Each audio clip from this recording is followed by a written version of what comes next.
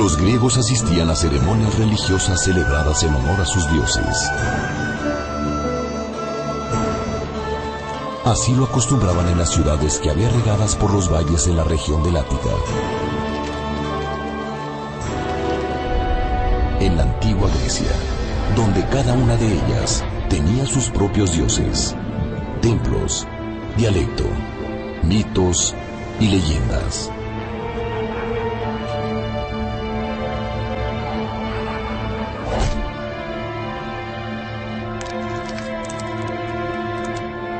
Durante estas ceremonias, los griegos consagraban los hechos sobrenaturales de sus dioses. Descubrían la vida y obra de sus héroes mitológicos y legendarios.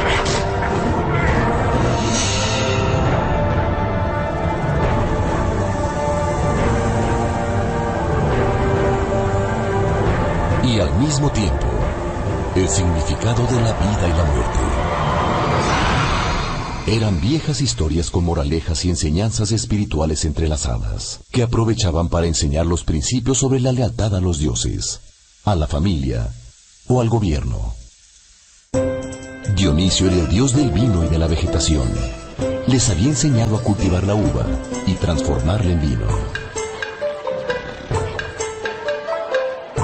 Era bueno y amable con quienes lo honraban, pero podía ser terrible para quien lo despreciara o se burlara de los rituales.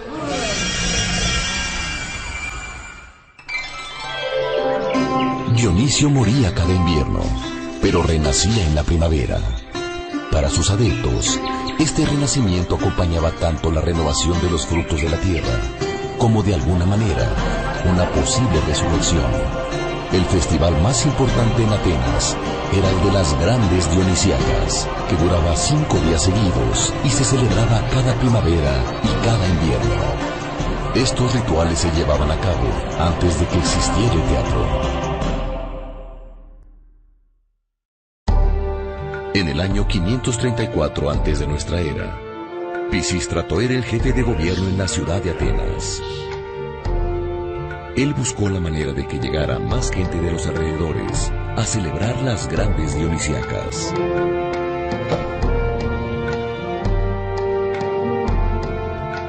Pisístrato le pidió al poeta Tespis, que era el director del coro del templo de Dionisio, que inventara algo para que las celebraciones fuesen más atractivas.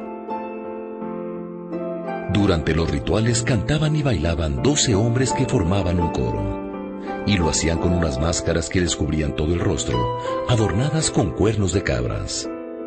Por eso, el público les llamaba tragedias, que viene del griego tragos, que quiere decir cuernos de cabra, y de odas, que quiere decir himnos. Es decir, se referían al coro que cantaba con máscaras y cuernos. A Tespis se le ocurrió salirse del coro y enfrentarlo, para preguntar, por ejemplo, ¿por qué ese año no había llovido lo suficiente? ¿Por qué Dionisio renacía? ¿Por qué habían sufrido tanto las mujeres de Tebas cuando la ciudad fue sitiada? Con esta decisión, Tespis inventó lo que ahora conocemos como teatro. Él fue el primer actor de la historia, que en su época fueron llamados hipócritas, que viene del griego hipo, que quiere decir máscara, y crites, responder, es decir, los que respondían detrás de la máscara.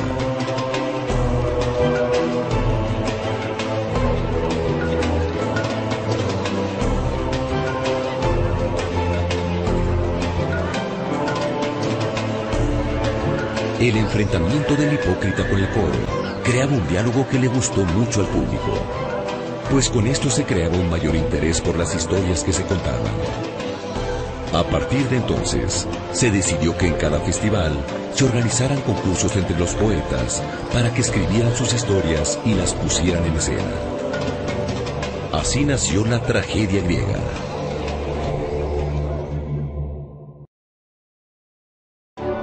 Tespis tuvo mucho éxito.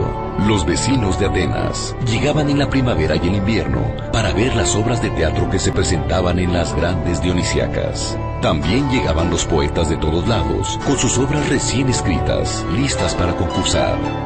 Tragedia viene de tragos, que quiere decir cuernos de cabra, y odas, que significa cantos o himnos. Se llamaron tragedias porque así se disfrazaban los que formaban el coro para cantar y bailar frente al público.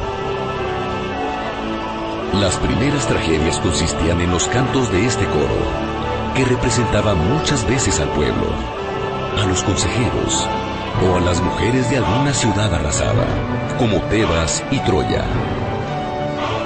Otras veces representaban a deidades como las furias o las suplicantes. El coro estaba formado por 12 hombres que cantaban y narraban alguna historia, mientras eran enfrentados por un actor o hipócrita, que representaba a otro de los dioses o de los héroes mitológicos y legendarios, vivos o muertos, que se atrevían a discutir con el coro. Al compartir el sufrimiento que veía en escena, el público podía desahogarse en una especie de purga de emociones, viendo cómo sus dioses y héroes sufrían más que nadie. Ellos se podían sentir un poco aliviados. A través del sufrimiento desmedido de sus héroes, el público conocía el sentido de la vida en su condición excepcional y comprendía que, tarde o temprano, la vida termina con la muerte.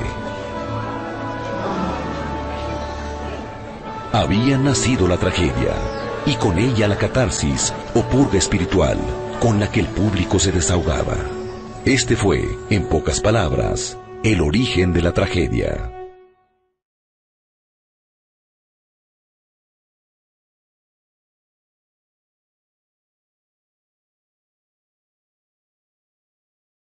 Vamos a ver algunas de las diferencias arquitectónicas entre el teatro griego y el teatro romano.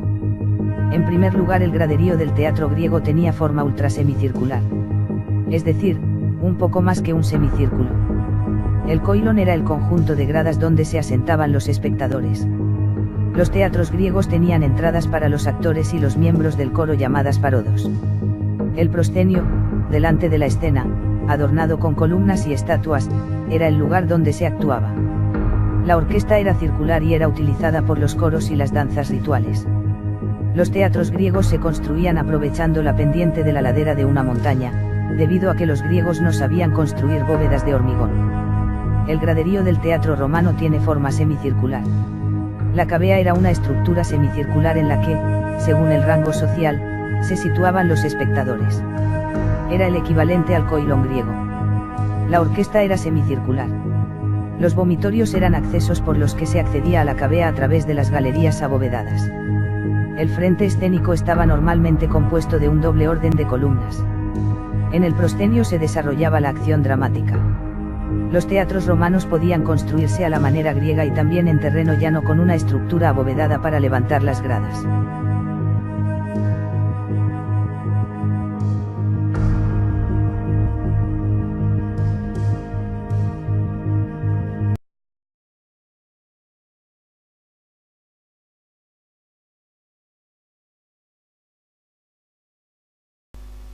Arquitectura griega, el teatro. El edificio del teatro en origen era de madera. Pero en el 350 a.C., Licurgo construyó el primer teatro fijo de piedra. El teatro griego se dividía en las siguientes partes. El teatro en auditorio. Era el lugar donde se sentaba el público y estaba dividido en 2 gradas. Cada grada se dividía en sectores o kerpis. Las 2 gradas estaban separadas por un pasillo circular, llamado diazoma. La orquesta era el lugar donde actuaba el coro y los primeros actores. Tenía forma circular y unos accesos laterales llamados paradoi, por donde entraba y salía el coro. El proscenion es una plataforma de unos 4 metros de altura y 3 metros de ancho. Los actores pasaron de actuar en la orquesta y actuar en el proscenio. La skene es una construcción de 2 o 3 pisos situadas en la parte posterior del proscenio. Solía estar decorada con estatuas y en las columnas se fijaban los decorados.